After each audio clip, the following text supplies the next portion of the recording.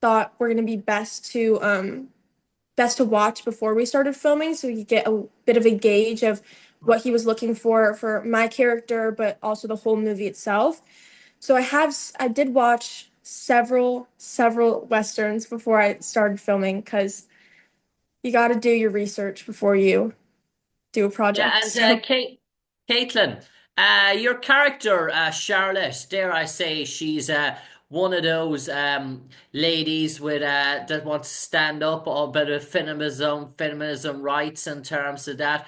But dare I say, the law of the land and the law of the sort of the bygone era, the law of the outsider, the law of the dare I say the petty crook and the guy with the most money and power comes to hand, and Charlotte falls herself finding come falls victim to that along with Anna played by Sienna Burland, and they need dare I say a hero to come along and save them, and they find a hero in the most unlikeliest sorts. yeah, so Charlotte, she's such a strong character, and it's a really interesting dynamic between her and her sister because she is the youngest of everyone, but she's always the one fighting, trying so hard to save her sister who's older than her and should be the one trying to save her, but she's such a fighter and such a strong character, and really is she really is that hero complex, and that's very interesting with her dynamic with her sister. And tell me, Caitlin, shooting in the heartland of the United States, good old Kentucky. I say you couldn't get a more scenic place for a Western animal, that's for sure. Yes. What was that like filming in Kentucky? Did you spend much time there and did you have to travel far? Did you, from where your current base was, did you have to, was it maybe a 4 weeks, 5 weeks shoot back in 2024? Yeah, so I'm from Florida, so it wasn't too much of a travel to Kentucky, but we filmed in Cave City, Kentucky, which is pretty much not deserted, but there's not really much there. There's like a Taco Bell and a Cracker Barrel, and that's like about it. So there wasn't many options for food and stuff like that. So it was very interesting, and we were there during tick hatching seasons. There was these really tiny ticks everywhere on set, and we were spraying ourselves with tick spray every day. And well, actually, this is so really funny. I found one that was like in my eyebrow that had like fallen down from a tree and like landed on my face and was like in my eyebrow, and they were just everywhere. So that was really interesting filming in Kentucky. And it was very beautiful where we were filming. Kentucky's a beautiful state. We just happened to be there at the time where the ticks were just crawling everywhere, and it was definitely interesting, but really fun. And Caitlin, two legendary actors, dare I say, shooting beside Casper Van Dien and Jeff Fahey. What was that like? Obviously, you shared a good lot of scenes with both of them, and in terms of their years in the business, their experience, they've been involved in multi-million projects in terms of that. What was that sort of like to have the two big co-stars, your hero, your antagonist, and then your protagonist as well, the villain in terms of, and those two guys colliding basically over you. You know, Casper and Jeff are so sweet, so kind. I'm actually going to go watch Guns of Redemption in theaters with Casper on the 12th, which I'm very excited about. Um, but working with them, and they're so talented and they have so much experience, and they were so kind to everyone. And I was the youngest on set, and they made me feel so welcome. And they taught me a lot. I learned so much from Jeff. He's incredible. And from Casper, so talented and so kind. And it was really such a pleasure to be able to work with them. And we had Sean for a little while too. He only really filmed in the beginning. He didn't have that much, but even working with Sean was such a pleasure. And everyone was so, you can tell that everyone really wanted to be there and really cared about the project a lot, which helped. And sometimes when you work with bigger actors, they sometimes you run into a set diva or two, but we had none of those on set. And Casper and Jeff are amazing, so sweet. And tell me, Caitlin, how did this opportunity arrive in your doorstep?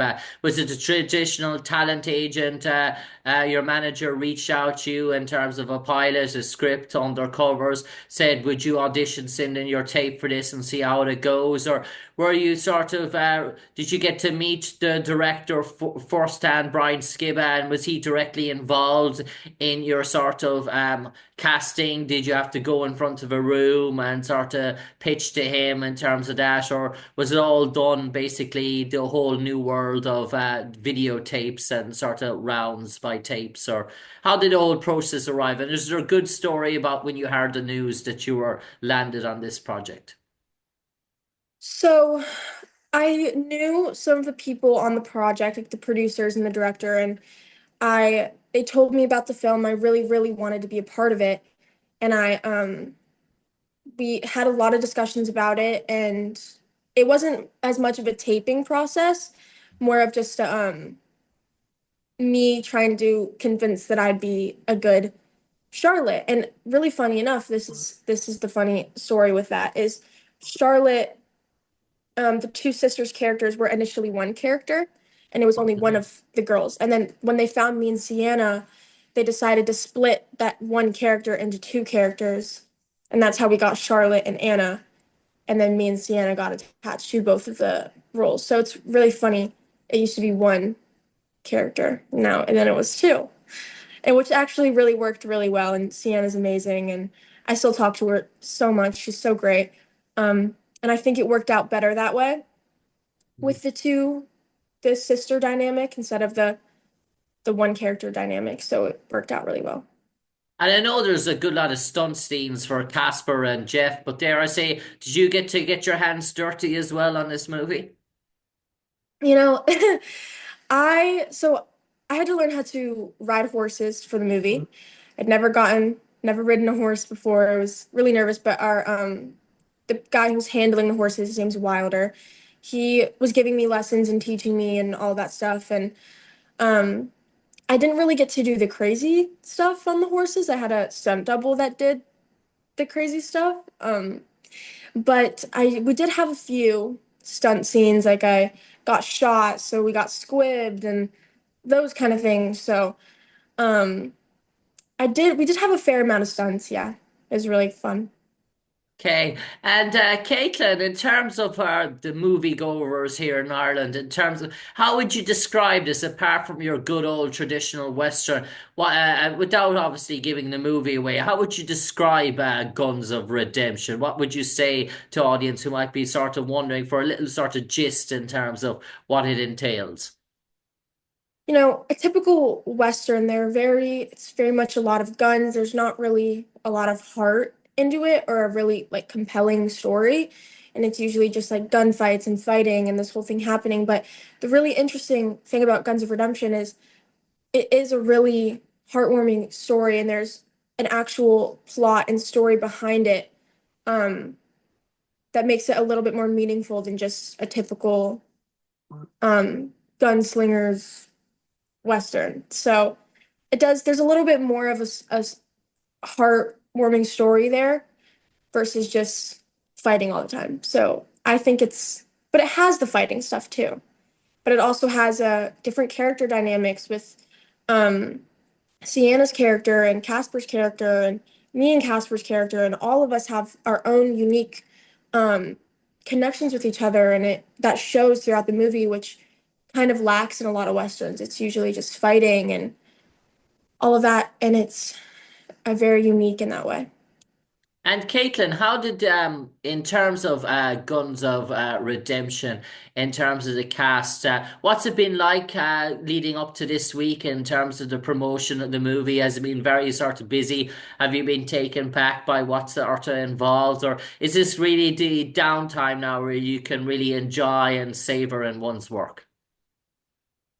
Um, I just got off of two different sets, so right now I'm kind of I'm winding back down, and I'm just enjoying everything. And we filmed Guns of Redemption about a year ago, so there's been a lot of time off, and I've seen the movie through several different several different parts of its post production and the initial director's cut, and I've seen it all throughout all of that. And seeing that it's coming out now and in theaters, and it's in a theater right near my house, and all my friends are so excited, and I think it's so cool. And it really is just a really great time to just enjoy all of the hard work we've all put in and see the final product, which is such a beautiful thing. And seeing how it all came together is so great. So I think it's just a time for all of us to really just enjoy everyone's work and get to see it and post it and promote it. And it's really great. Yeah.